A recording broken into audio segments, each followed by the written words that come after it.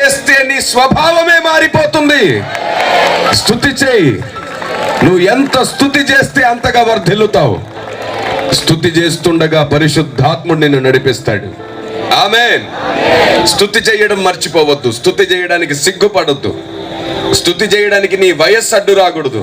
స్తుతి చేయడానికి నీ హోదా అడ్డు రాకూడదు.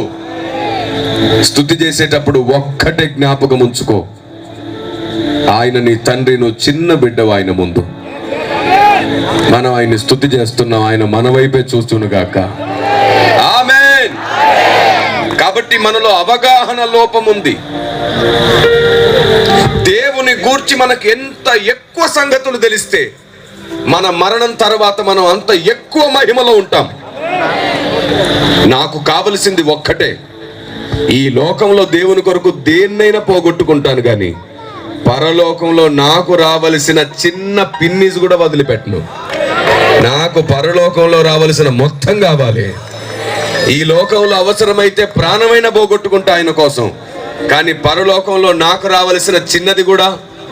అందుకే పౌలు అంటాడు, క్రీస్తు నిమిత్తం నేను సమస్తము నష్టముగా పెంటగా ఎంచుకుంటాను, బహుమానం పొందవలనని పరిగెడుతున్నాను అన్నాడు. దేవునికి స్తోత్రం కలుగునుగాక.